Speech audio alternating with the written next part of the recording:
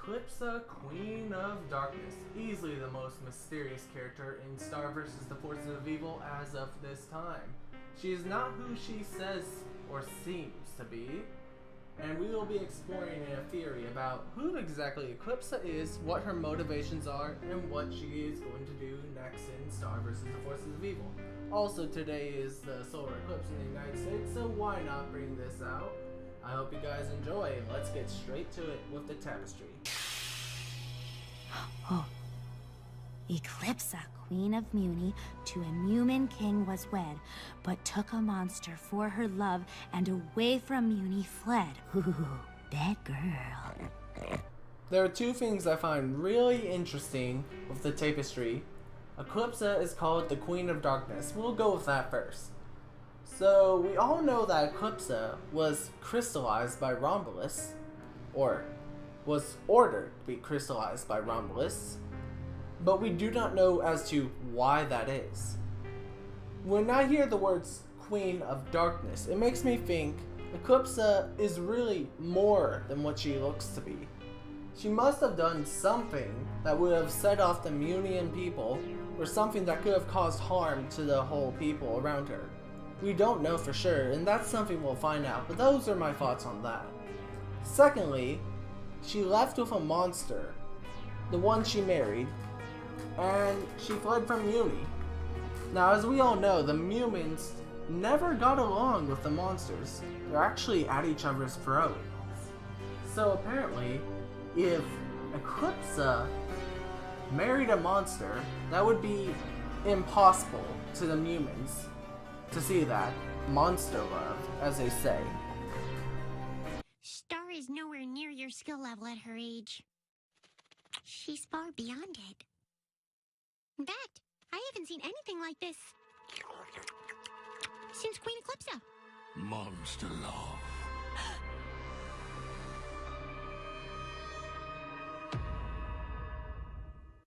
It is no surprise that it would be crazy to the Mumins for someone, even like their queen, Eclipsa, to marry a monster. And here are some of my thoughts on this.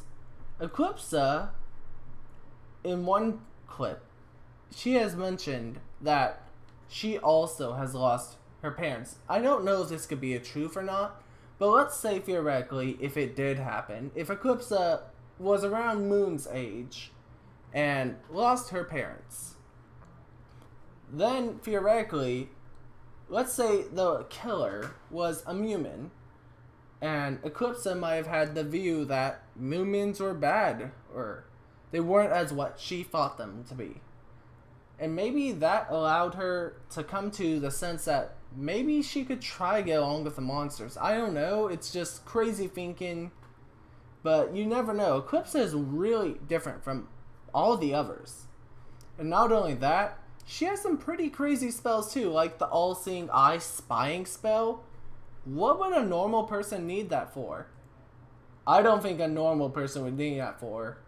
I think Eclipsa had some ideas, and she has seen some many things in her life. Think about it. Even a spell to kill an immortal? Eclipsa must have had some reasoning to develop these spells or learn them. There must have been more to the story than what meets the eye and what we really can see. How long have I been here? Like 300 years?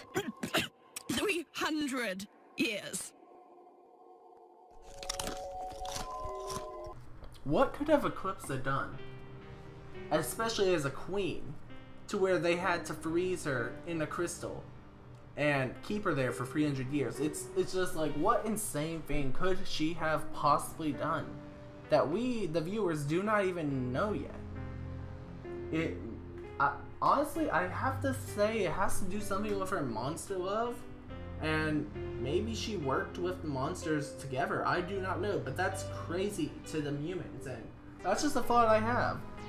But apparently, she was the Queen of Darkness, and with such evil spells, I can see why she would have to be crystallized. She's not a safe person for the people, and to say the least, it would be very dangerous to have her even outside the crystal right now, and I can see why they would want to keep her crystallized. And another thing, she didn't seem phased really for the response of being crystallized for 300 years. She's like, yeah, okay, and continues to eat her chocolate. Like, dang, what's with this woman? So she has some abstract personality, and definitely is not somebody to underestimate. I see. I lost my mother too, when I was not much older than you. Ever since, Mom, since I became queen, everybody's been looking to me to end the war and make all these big decisions, but I'm just a kid. I can't decide the fate of Muni. I can't even decide which boy I like. I know how you feel. But that's not why I'm here. I need you to teach me one of the spells from your Forbidden chapter. Forbidden? Is that what they're calling my chapter? Yeah, sorry, I didn't name it. This is really the first direct counter Moon has with Eclipsa, and really lets us know who Eclipsa seems to be at first. In first sight, I thought this was, hey, this person seems normal. Why was she crystallized? And she doesn't take a liking to when her chapter in specific was called Forbidden. And much less to that, she didn't really seem like an evil person overall. She seemed perfectly normal and was able to understand Moon, and they both had something in common, that their parents have died. And so, to me, looking at her, Eclipsa does have a good side to her. I feel as if that is true, but I also feel as if she is pretty much evil in a sense too. Look at her hands, and you could tell she's been doing a lot of dark magic. It's crazy, as if why she would need to wear the gloves. Because she wanted to conceal what happened to her skin, probably, as a result of that dark magic. That's just my thoughts on this. Let's keep taking on a further look and analyze this. Are you sure that's what you want? It's my only hope. Well, the spell you seek requires a magical contract. I can give it to you, but once your enemy is killed, you must give me something in return. Okay, what do you want? My freedom. What? Oh, I know, it's a lot to ask, but I've just been here so long, all by myself. I want to buy my own chocolate. Or those little shrink-wrap muffins at the bottom. Nuh-uh, you don't. You don't want to buy chocolate. And I don't know. I feel as if this is very manipulative of Eclipsa. I feel like hearing this, my thoughts changed on her immediately. I thought she has different goals. She wants to be free for something else.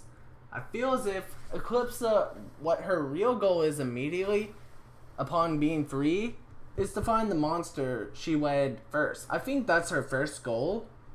But other than that, we can't really tell what her motives are, but they probably aren't good.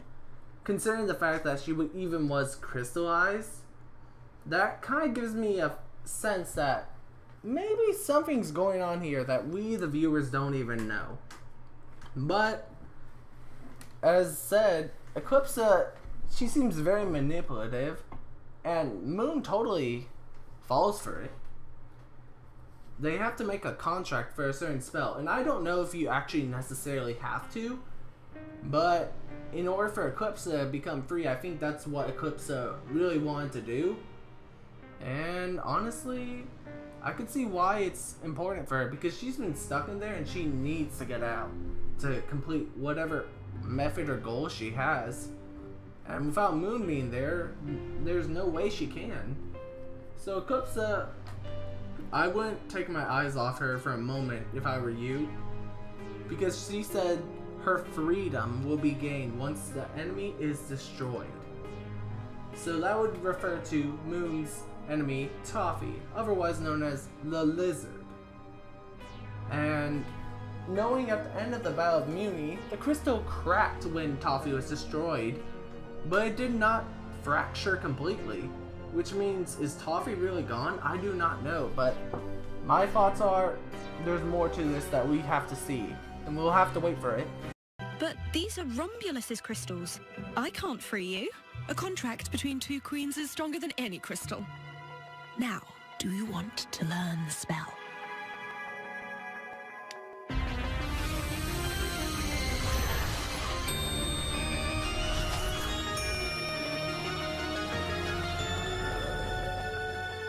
Come close. Now, this one. And aim it directly at his heart. So Moon accepts this contract, but what I find really interesting is, how does Eclipsa know that a contract between two queens is more powerful than any crystal? I don't know how she could have gotten that knowledge, and it's possible that she might have once made a prior contract with another queen within her time. Maybe, possibly with her mother? I don't know, but we know her mother was dead, but I just don't understand how she would come to have this knowledge. But then again, Moon accepts this contract and the deal is made.